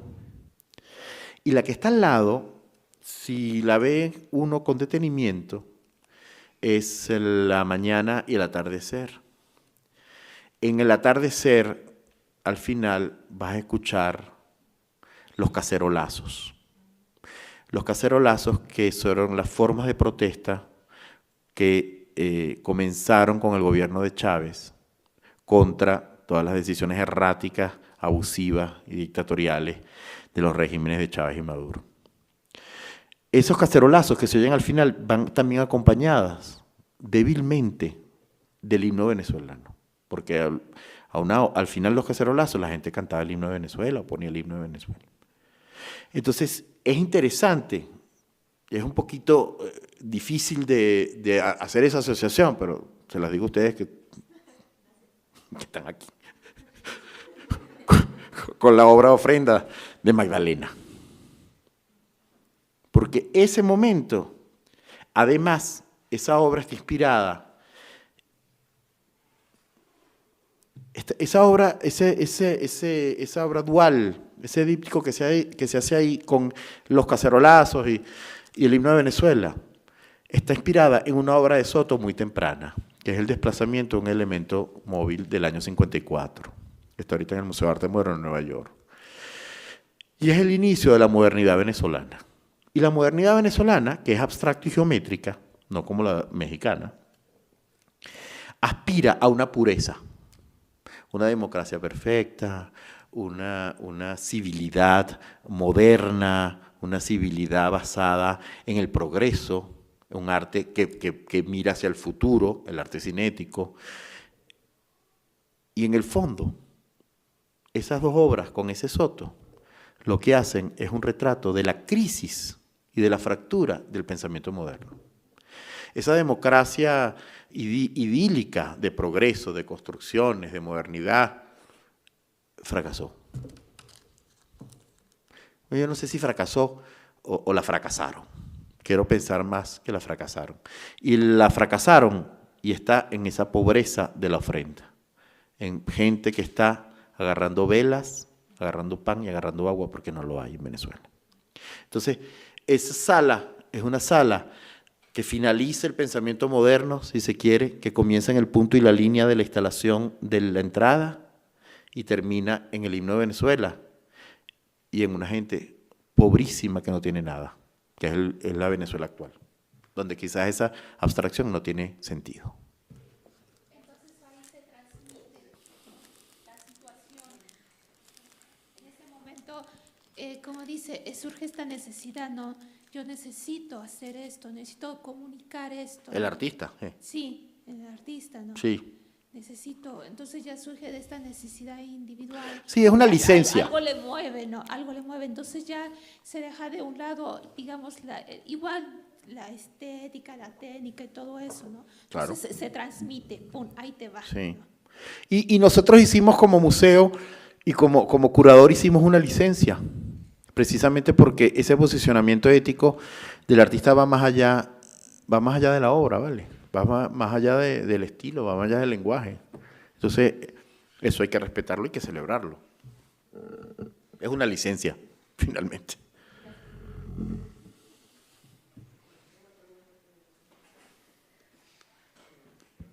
Carlos, buenas tardes. Una pregunta, sobre todo con respecto a las relaciones que mencionabas en este proceso curatorial. Y me gustaría preguntarte en específico de las dos piezas, las instalaciones que se montan aquí en el museo, sobre la relación que tú estableces entre estos espacios y también con Magdalena. ¿Cuál es como platicar más sobre cómo se llega a esto, sobre todo en la instalación en la terraza, cómo ven, cómo exploran el espacio y pues las decisiones que se tomaron? Muy bien. Bueno, fíjate, en el caso de Magdalena Fernández y la naturaleza de la obra de Magdalena Fernández y el lenguaje que ella utiliza, sus decisiones artísticas me las comunicó a mí como curador después de que las toma. Porque, no, está bien, porque es una artista que viene de una tradición, de una creación en la cual ella concibe una idea, se plasma una idea. Ella no tiene taller, por ejemplo.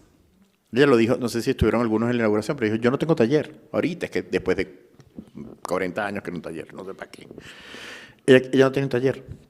Entonces ella piensa las ideas, los proyectos, piensa las obras, piensa los materiales, porque ella sobre todo es una artista que piensa en materiales, con toda su relación con el diseño, que es tan importante. Entonces esas decisiones de esas instalaciones in situ son decisiones que ella toma y que me las comunica a mí y me dice, ¿y tú crees que funcionan? Y yo le digo, sí o no. La historia de la exposición en relación, por ejemplo, a estas piezas del hall y las piezas de la terraza son decisiones absolutamente pensadas y calibradas. Pero, por ejemplo, la pieza del Museo de Arte Carrillo Gil fue un proceso mucho más espontáneo, diría yo. Una que creo que ilustra, si mal no recuerdo, ilustra una de las invitaciones que hicieron acá. Quizás ustedes no la vieron. A ver si Silvia, ¿tú la puedes poner? Es la primera. Entonces esas decisiones fueron tomadas y ella me dice, ¿tú crees que funcione? Yo en estos casos le dije que sí. En el caso del Museo Carrillo Gil fue un diálogo un poco más tenso, para decirlo de alguna manera, ¿no? O sea, yo siento que esto no funciona mucho, tienes que tener cuidado con ciertos aspectos de esto, pero sus decisiones son formales. Un artista que tiene otra naturaleza, por ejemplo, que hace obra de naturaleza relacional o hace un arte donde la participación del público es muchísimo más, no sé, política, si se quiere, menos óptica y áptica, como diría un filósofo. Las decisiones sí son más tomadas en conjunto. En este caso no. En este caso las decisiones fueron más bien transmitidas por Magdalena. Yo en ciertos momentos le dije, tendrás que tener cuidado con ciertos detalles, ¿no? Sobre todo en la obra de los espejos. Pero esto es un proceso muy cerebral de Magdalena, ¿no? Lo que sí hicimos juntos, y eso sí son decisiones juntos, es el recorrido que se establece en la exposición. Por ejemplo, el hecho de que comenzamos, evidentemente, por la instalación del hall, del vestíbulo, y las piezas que están en las galerías 1 y 2 y 3, esas sí fueron decisiones en conjunto. Esta relación de esta obra con esta. Comenzar por la pieza de lluvia, es interesante, en relación a la pieza de afuera, formalmente hablando. Esas son decisiones que sí tomamos juntos. Que después pasáramos al metaesquema de Leo Itisic, ¿no? Es importante porque ya comienza a entrar otra dimensión de lo geométrico, que es lo áptico, esa especie de acuosidad. Abajo está la lluvia en relación a la línea y el punto de Mondrian, y arriba, casi, me parece una cronología, pero arriba el metaesquema, que deriva del Mondrian, de alguna manera. Y en la última de las galerías, esas relaciones que se establecen con los videoapuntes, que es un pequeño como gabinete de sus referencias, ¿no? Hechas en apuntes, ¿no? Pero esas decisiones del montaje sí fuimos juntas, de las obras exclusivamente de ella, porque su naturaleza, la naturaleza de su trabajo es así. Yo tengo una pregunta también, de hecho, en relación con el montaje de la galería número 3, donde están estos videoapuntes. ¿Fueron pensados específicamente para ser tan pequeños o se contempló también la parte del espacio que disponía del museo? No, ellos son pequeños. Ellos pueden ser grandes en algunos casos. El de la guacamaya, por ejemplo, el que está la guacamaya mondrianesca, ese es un videoapunte que puede ser grande. Pero ellos son de ese tamaño, porque esos videoapuntes, si te pones a ver, son obras que ella hace con materiales muy orgánicos, maderita, una tela, el sonido son besitos, son eso, videoapuntes, como un libro de bocetos abierto, y tienen ese formato. Algunos casos se han hecho más grandes. Por ejemplo, el cuadrado blanco, en realidad eso fue un gesto mío, que era introducir no sé si ustedes se acuerdan que hay un Malevich blanco acuoso. Ese lo metí yo ahí, pero ese es grande en realidad. La colección Jumex lo tiene, lo presenta así, más o menos grande. Pero eso fue una decisión mía. El resto son de ese formato.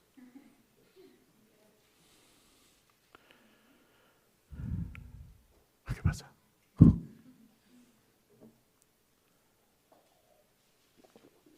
Ya, Yo no sé qué hora es, ustedes no están cansados. ¿Qué hora es?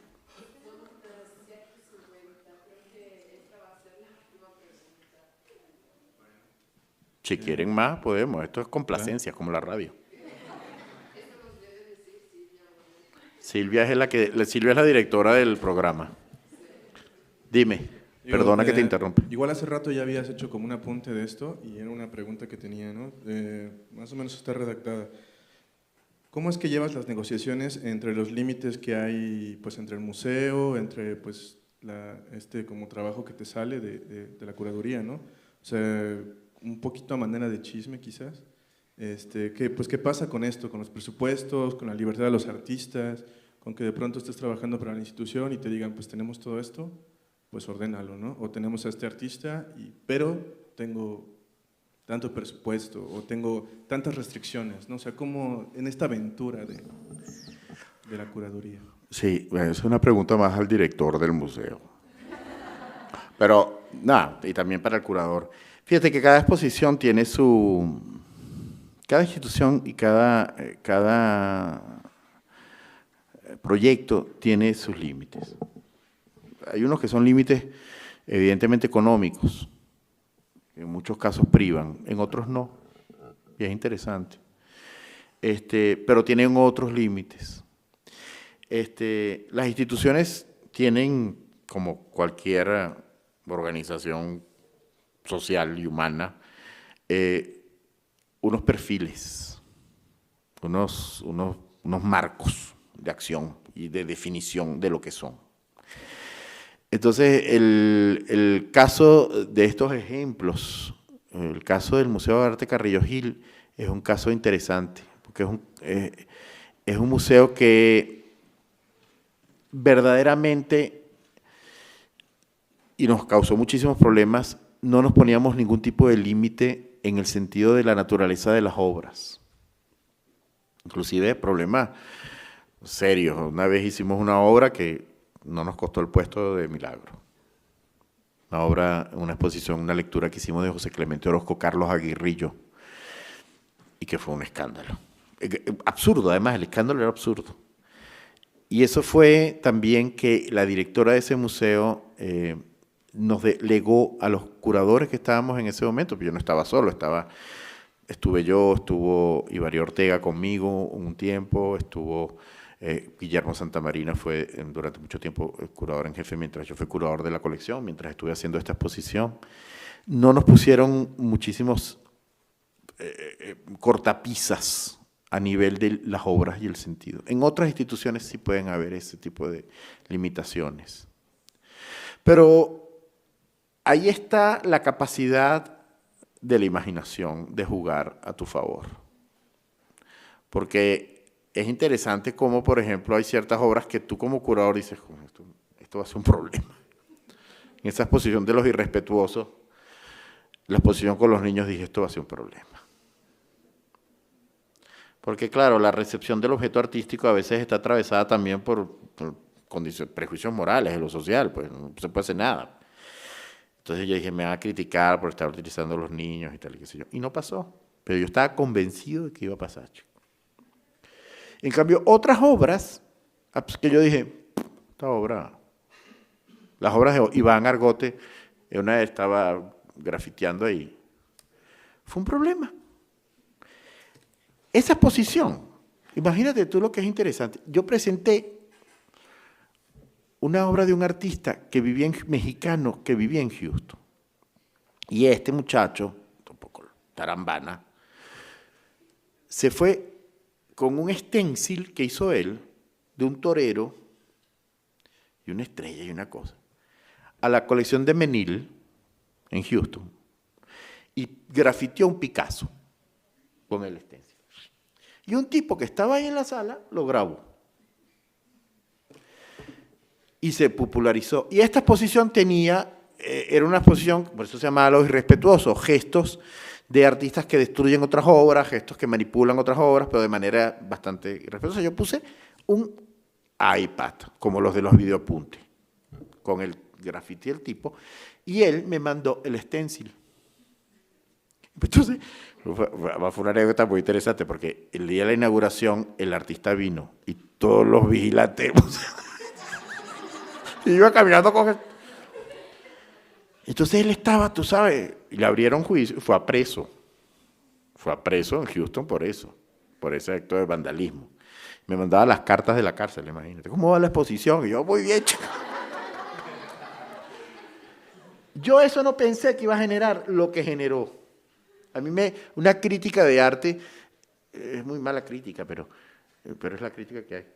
Me dijo que yo no tenía una cosa que yo nunca había oído en mi vida, ética museística. Yo eso no lo había oído yo nunca en mi vida. Yo había oído ética periodística, pero museística. Pero está indignada esta crítica de arte. Y yo dije, ¿pero por qué? O sea, esto fue un gesto irrespetuoso, cultural. Entonces lo vamos a censurar porque es un vandalismo contra un Picasso.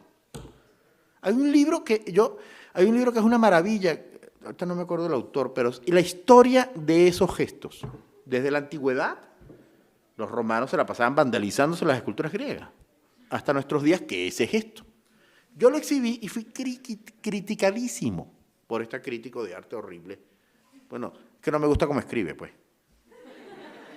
Pero yo decía, entonces, ¿qué? Vamos a negar eso. Eso no se exhibe. ¿Por qué no? ¿Por qué? No entendí, nunca entendí por qué. Porque además yo le dije, chica, ¿pero por qué no se va a exhibir eso? Es que eso es contrario a los principios del museo. Le dije, sí, pero esa es la obra del tipo, no soy yo. Yo no te grafiteé al Picasso. Fue este loco, que ahorita, por cierto, ya salió de la cárcel. Final feliz, tiene un hijo, es artista. Pero esas son cosas que no, o sea, la propia institución, las propias dinámicas institucionales marcan sus límites y uno como curador tiene que sondear en esas fisuras, si se quiere, de lo que te da más posibilidad y lo que no. Mientras más posibilidad, yo siento que lo económico nunca ha sido una limitación por menos plata que allá. Por ejemplo, acabamos de hacer una exposición en una casa y hicimos cosas maravillosas en Cuernavaca y no teníamos un centavo. Pero, no sé, yo creo que una vez un diseñador gráfico me dijo una cosa que a mí eso siempre me ha marcado. Un gran diseñador gráfico que se llama Álvaro Sotillo me dijo que un fotógrafo muy bueno venezolano que se llama Gorka Dorronsoro le dijo una vez que él estaba en París y en el frontispicio de la Escuela de Bellas Artes de París hay una frase que decía, parafraseando porque no me acuerdo, los límites, por más estrechos que sean, son para vencerlos. Si tú tienes tú tienes que lograr expandir eso hasta lo más que puedas. Es un gesto utópico también, es cierto. Es cierto que lamentablemente los museos con más dinero, las instituciones con más dinero son las que están marcando pautas, pero no quiere decir que no se pueda hacerlo de otro lado y en otras circunstancias. En fin, no sé si te respondió o no. La verdad es que yo nunca he sentido, estaba pensando que mis primeras exposiciones fue hace 30 años, quizás un poco más, 35 años. Yo nunca he sentido, me han censurado. Sí, pues sí. Esta loca de ética periodística y vaina. Pero la verdad, son respuestas críticas. Pero a mí nunca me han dicho, no puedes hacer eso. Bueno, a menos que sea una cosa absurda que va a destruir el patrimonio, o que sea una cosa absurda que voy a, no sé, hacer una cosa que vaya contra los límites éticos obvios. Pero nunca me ha pasado eso. Nunca me han dicho, no puedes. Claro, si no lo hago escondido. Metes en algún lado, pones un videíto ahí. Como este. Te lo juro, el stencil era así. Del chiquitico. Y el video era está en YouTube el video. Ya no sé si está en YouTube porque fue a juicio. Además, yo me acuerdo que el día de la inauguración de la exposición se hizo además una obra divertidísima, que era una obra que era un stage diving. ¿Usted sabes qué es eso? Eso es cuando los cantantes se tiran al público. Entonces, la inauguración, había un DJ y había un stage diving que hizo una artista que se llama Natalia Ibáñez Lario. Entonces tú, si querías tirarte, te apuntabas y te lanzabas al público. Y era divertidísimo, era todo el mundo divertido. Mi suegro se tiró. Divertidísimo porque, claro, habían unos chavos que pero estaba todo el mundo bailando, guay, te tirabas y te agarraban así. Increíble. Bueno, ¿eso viene por qué? Porque en esa inauguración yo le digo a este chavo, le digo, oye, pero chico, a ver, hiciste una tontería. O sea, tú sabes que hiciste una estupidez, porque tú no estás loquito. Porque bueno, esos casos de vandalismo siempre son de artistas que creen que tienen que completar la obra, porque el artista la dejó incompleta. O sea, gente que está un poquito trastornada, ¿no? Había un famoso Rothko, un pintor, un chavo alemán pintó un Rothko porque dijo que lo tenía que terminar, que Rothko lo había dejado por la mitad. Esos casos así. Pero este no. Este hiciste tú porque querías llamar la atención. Dice, chico, entrégate. Le digo yo, entrégate. ¿Qué vas a hacer escondido aquí en este país? Tú eres americano. Él era mexicano, pero básicamente se fue chiquito.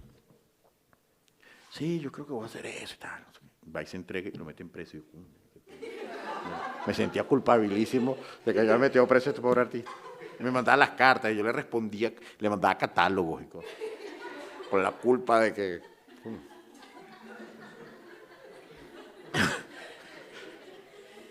Pero bueno, ya pasó, final feliz. Tiene un hijo, está feliz, es artista y ya. Pintor.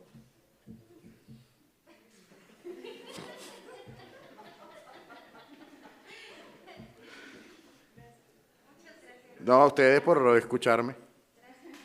Muy amables.